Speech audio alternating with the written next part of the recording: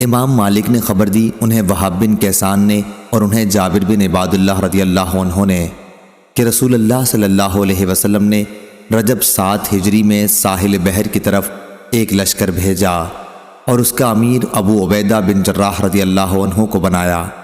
فوجیوں کی تعداد 300 تھی اور میں بھی ان میں شریک تھا۔ ہم نکلے اور ابھی راستے ہی میں تھے کہ توشہ ختم ہو گیا۔ ابو عبیدہ رضی اللہ عنہ نے حکم دیا کہ تمام فوجی اپنے توشے جو کچھ بھی باقی رہ گئے ہوں ایک جگہ جمع کر دیں۔ سب کچھ جمع کرنے کے بعد کھجوروں کے کل 2 تھیلے ہو سکے اور روزانہ ہمیں اسی میں سے تھوڑی تھوڑی کھجور کھانے کے لیے ملنے لگی۔ جب اس کا بھی اکثر حصہ ختم ہو گیا تو ہمیں صرف ایک ایک کھجور ملتی رہی۔ میں وہب بن کیسان نے جابر رضی اللہ عنہ سے کہا کہ بھلا ایک کھجور سے کیا ہوتا ہوگا؟ انہوں نے بتلایا کہ اس کی قدر ہمیں اس وقت معلوم ہوئی جب وہ بھی ختم ہو گئی تھی۔ انہوں نے بیان کیا کہ آخر ہم سمندر تک پہنچ گئے۔ اتفاق سے سمندر میں ہمیں ایک ایسی مچھلی مل گئی جو اپنے جسم میں پہاڑ کی طرح معلوم ہوتی تھی۔ سارا لشکر اس مچھلی کو 18 دن تک کھاتا رہا۔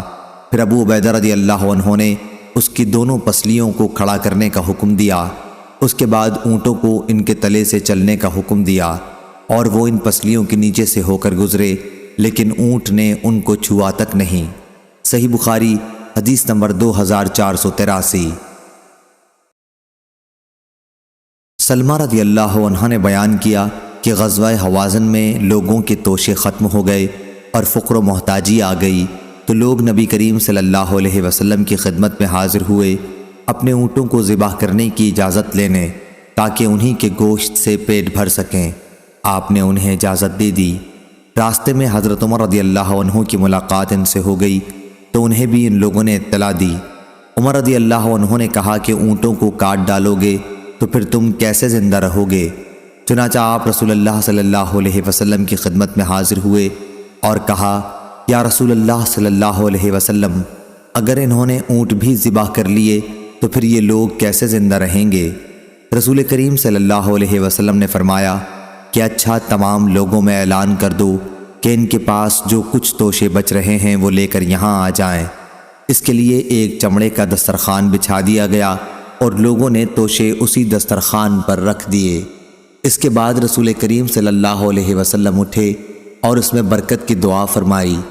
اب آپ صلی اللہ علیہ وسلم نے پھر سب لوگوں کو اپنے اپنے برتنوں کے ساتھ بلایا اور سب نے دونوں ہاتھوں سے توشے اپنے برتنوں میں بھر لیے۔ جب سب لوگ بھر چکے تو رسول اللہ صلی اللہ علیہ وسلم نے فرمایا، میں گواہی دیتا ہوں کہ اللہ کے سوا کوئی معبود نہیں، اور یہ کہ میں اللہ کا سچا رسول ہوں۔ صحیح بخاری حدیث نمبر 2484۔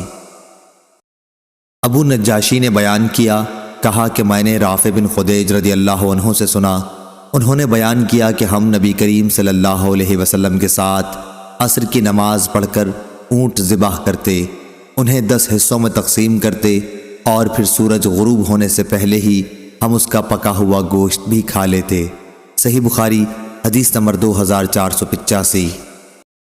حماد بن اسامہ نے بیان کیا، ان سے برید نے، ان سے ابو بردہ نے اور ان سے ابو موسیٰ رضی اللہ عنہ نے کہ نبی کریم صلی اللہ علیہ وسلم نے فرمایا، قبیلہ اشر کے لوگوں کا جب جہاد کے موقع پر توشہ کم ہو جاتا یا مدینہ کے قیام میں ان کے بال بچوں کے لیے کھانے کی کمی ہو جاتی تو جو کچھ بھی ان کے پاس توشہ ہوتا ہے وہ ایک کپڑے میں جمع کر لیتے ہیں، پھر آپس میں ایک برتن سے برابر تقسیم کر لیتے ہیں، پس وہ میرے ہیں اور میں ان کا ہوں۔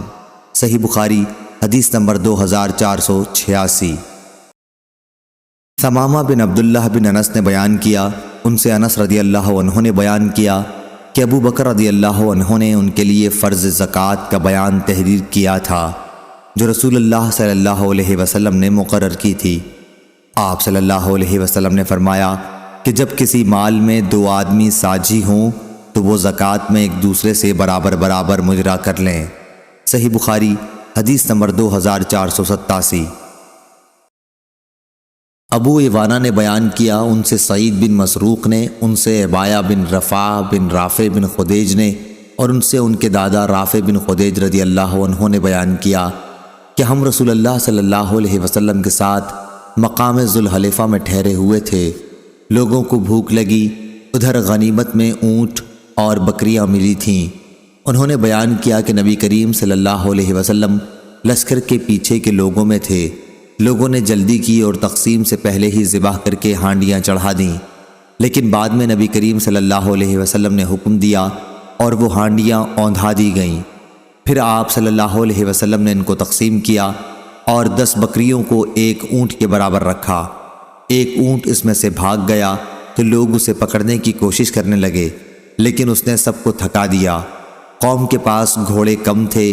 ایک صحابی تیر لے کر اونٹ کی طرف جھپٹے، اللہ نے اس کو ٹھہرا دیا۔ پھر آپ صلی اللہ علیہ وسلم نے فرمایا کہ ان جانوروں میں بھی جنگلی جانوروں کی طرح سرکشی ہوتی ہے، اس لیے ان جانوروں میں سے بھی اگر کوئی تمہیں عاجز کر دے تو اس کے ساتھ تم ایسا ہی معاملہ کیا کرو۔ پھر میرے دادا نے عرض کیا کہ کل دشمن کے حملے کا خوف ہے، ہمارے پاس چھریاں نہیں ہیں، تلواروں سے ذبح کریں تو ان کے خراب ہونے کا ڈر ہے، جبکہ جنگ سامنے ہے، کیا ہم بانس کی کھپچی سے ذبح کر سکتے ہیں؟ آپ صلی اللہ علیہ وسلم نے فرمایا جو چیز بھی خون بہا دے اور ذبیحہ پر اللہ تعالیٰ کا نام بھی لیا گیا ہو تو اس کے کھانے میں کوئی حرج نہیں سوائے دانت اور ناخن کے۔ اس کی وجہ میں تمہیں بتاتا ہوں، دانت تو ہڈی ہے اور ناخن حبشیوں کی چھری ہے۔ صحیح بخاری حدیث نمبر 2488۔ حبلہ بن سہیم نے بیان کیا، انہوں نے کہا کہ میں نے عبداللہ بن عمر رضی اللہ عنہ سے سنا، انہوں نے کہا کہ نبی کریم صلی اللہ علیہ وسلم نے اس سے منع فرمایا تھا کہ کوئی شخص اپنے ساتھیوں کی اجازت کے بغیر دسترخوان پر 2 کھجور ایک ساتھ ملا کر کھائے۔ صحیح بخاری حدیث نمبر 2489۔ جبلہ نے بیان کیا کہ ہمارا قیام مدینے میں تھا اور ہم پر قحط کا دورہ ہوا۔ عبداللہ بن زبیر رضی اللہ عنہ ہمیں کھجور کھانے کے لیے دیتے تھے، اور عبداللہ بن عمر رضی اللہ عنہ گزرتے ہوئے یہ کہہ جایا کرتے تھے کہ 2 کھجور ایک ساتھ ملا کر نہ کھانا، کیونکہ نبی کریم صلی اللہ علیہ وسلم نے اپنے دوسرے ساتھی کی اجازت کے بغیر ایسا کرنے سے منع فرمایا ہے۔ صحیح بخاری حدیث نمبر 2490۔